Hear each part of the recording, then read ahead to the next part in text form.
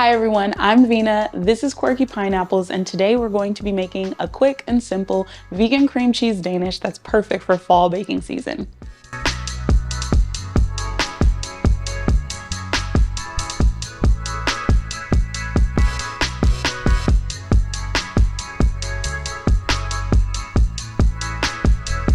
Okay, so one thing that I really love about this recipe is that it doesn't take a lot of ingredients. 4 ingredients just to make the Danishes and 2 extra ingredients if you want to make the icing that comes along with it. All right, let's get started. So as you can see, this doesn't take much. You'll need your pre-made puff pastry, you'll need your vegan cream cheese, granulated sugar, a little vanilla extract, and then like I said, if you want to make the icing, a little bit of powdered sugar and a little bit of non-dairy milk. So we're gonna start by mixing our cream cheese filling that is gonna go on top of the pastry. So like I said, really simple ingredients. I've just got cream cheese here that I really enjoy. I think this might be the Kite Hill brand. I highly recommend using room temperature cream cheese. It just makes it easier for mixing. And I don't think you should use one that's super duper firm. I know some vegan cream cheeses kind of err on the firmer side and they're really hard to break down. This one's just an almond milk based one that I like to use pretty often.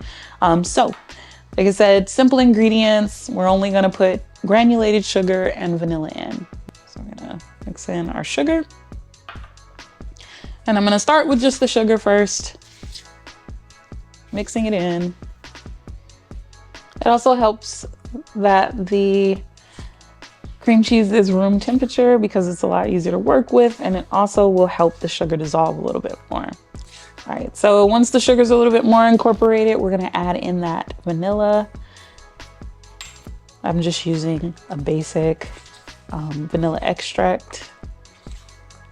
A good high quality vanilla usually is the best for the perfect flavor. All right, and that was pretty simple, right? Mixed up, smooth, and combined. All right, so let's get started on our pastry. Okay, so we have our pastry dough here. I'm just gonna remove these parchment pieces, and it's a bit small the way that it is, so I'm gonna roll it out just a little bit. I'm not gonna press down too hard so that we can get a little bit more out of the pastry for what it is. So just really gently rolling it over just to give it a little extra, rolling in both directions. And I would say maybe no more than 2 or 3 times in each direction. Okay. Now we're not aiming for perfection here, but we'll get it as close as we can. Now, it's already in thirds, which is really helpful. So I'm just gonna cut along where the thirds already are. So with my knife, and like I said, we're not aiming for perfect. Come down. There we go. And we want 6, so I'm going to go straight across the middle for 6 Danishes. Make sure I'm centered here.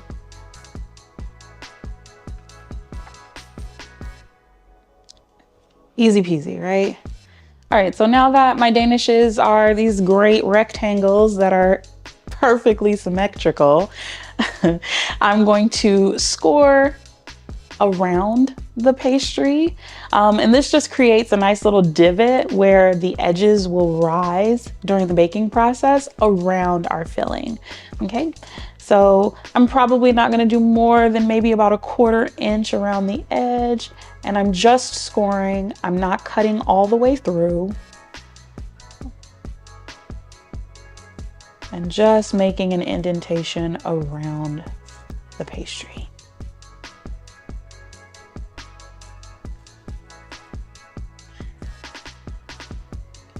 Just scoring around the edge. Like I said, not going all the way through, just going around the edge and pressing lightly and scoring. Now, you could, if you wanted to make perfect rectangles, you really could. You could take the time to cut off the oblong ends and all that good stuff. But I mean, once they bake, they tend to look pretty uniform. I mean, I guess if you've got like a super fussy mother-in-law or something like that and who's really picky about your baking, then yeah, I guess you could do that. Like I said, don't go all the way through. Don't do like me and go all the way through. All right, last one.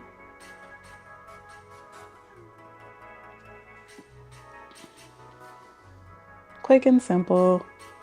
Like I said, I feel like this is gonna be the most time-consuming part of this whole thing. Okay, so we've got all of our pastries scored around the edges. Like I said, doesn't have to be perfect. Can't say that enough. So now we're going to put our cream cheese filling in the middle. And I would even recommend maybe, you know, 1 tablespoon to start. And then if we need to add more, we add more. If we need to take a little away, we take a little bit away. Baking doesn't have to be fussy. It can be fun, it can be simple. Fun fact about me, I used to decorate cakes. I had a whole cake decorating business for a while, and it was a lot of fun. Except I used to get terrible anxiety about whether my clients were really gonna love their cakes. Which is where I learned that baking doesn't really have to be so fussy. It's supposed to be fun, it's supposed to be enjoyable.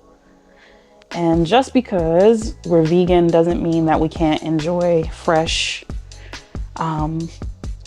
baked goods at home too. That doesn't necessarily come out of a box, right? And honestly, there's nothing wrong with box mixes. Okay. All right, so now I have my offset spatula. Your girl can't talk today. That's all right. My offset spatula, and I'm just gonna use that to smooth down the filling. And if you have to hold the pastry in place, that's perfectly fine. Again, things don't have to be perfect. You're just gonna try to keep that filling as much in the middle around those scores or in the inside of those scores as you possibly can, okay? Like I said, should be simple. And as you bake it, it's gonna move a little bit. It's gonna spread a little bit. I'm not worry too much about it. Next one.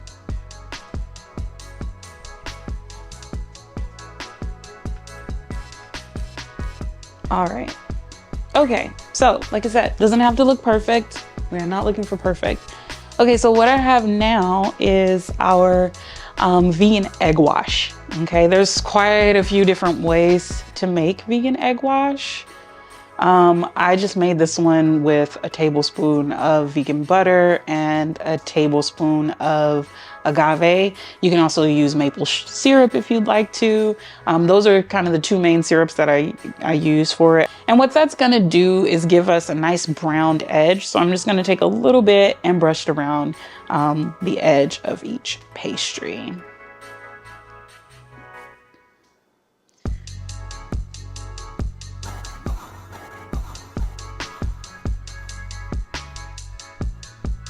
You can put, it's also probably gonna give it a nice little shine. Most of the time when I use this, it gives it a nice little shine around the edges too.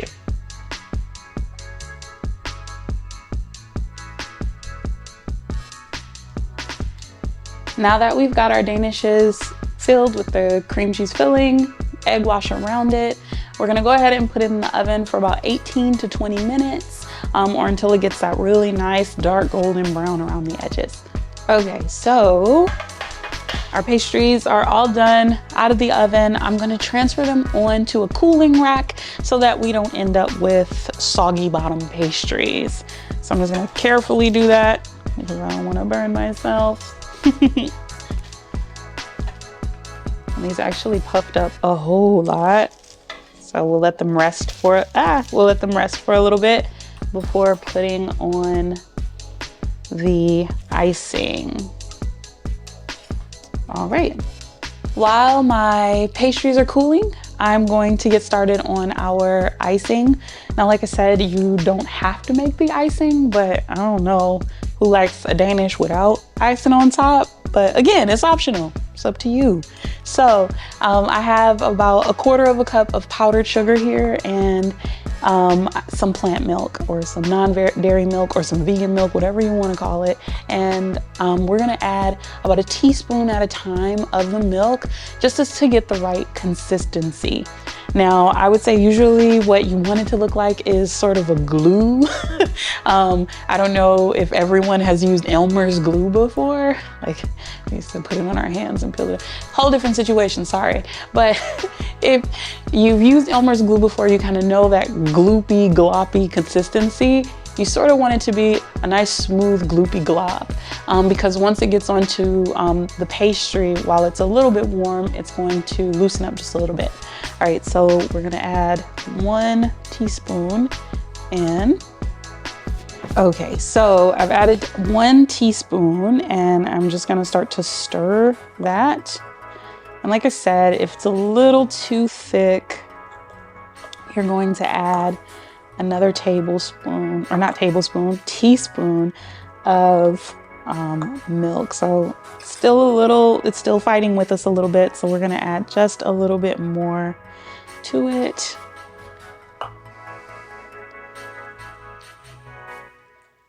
Now it's gonna look like stuff ain't gonna work out very well and then it comes together. But like I said, you're working toward sort of an Elmer's glue consistency. Okay, so I'm noticing it is a little bit thinner than what it is that I want. So I am gonna add a little bit more powdered sugar. Like I said, baking doesn't have to be fussy. If you realize that something's not working, it's most of the time fixable. But in this case, it's definitely fixable. And like I said, we want it to be thick, nice and thick. Maybe we'll do a little bit more.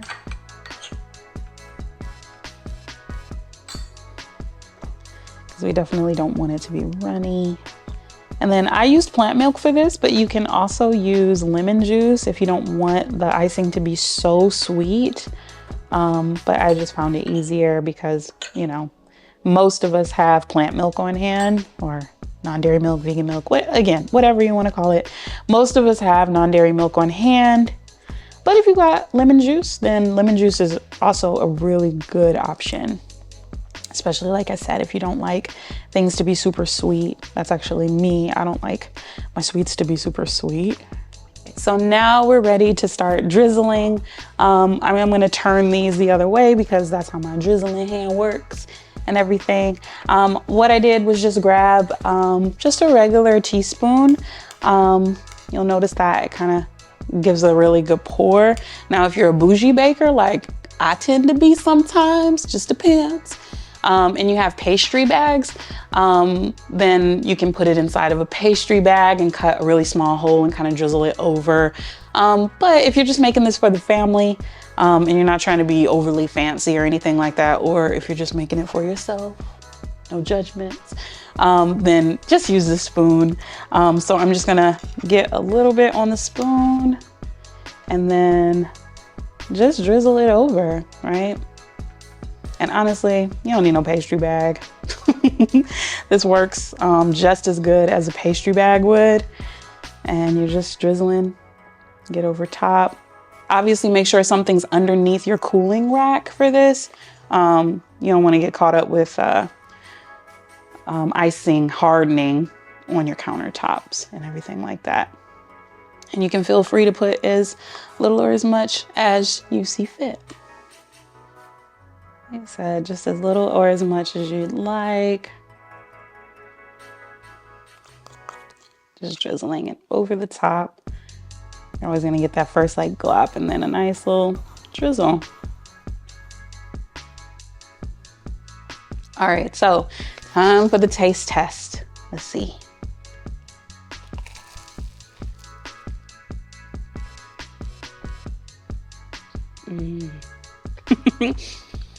There's really no neat way to eat these because they're gonna get really crusty and flaky. But I mean, this is spot on.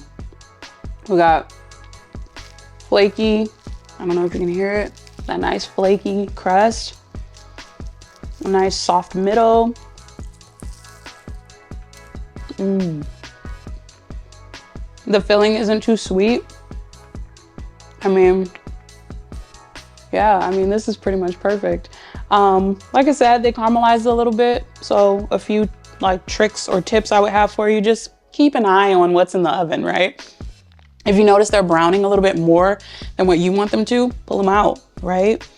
I will find that I get more of a rise if my pastry dough is cool as opposed to warm or at room temperature.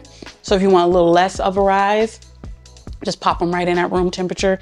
If you want more of a rise, put them back in the fridge for maybe about 5 minutes.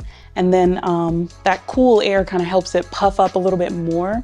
Another way would be if you wanted to be a little heavier handed with rolling out the dough, but we weren't very heavy handed this time.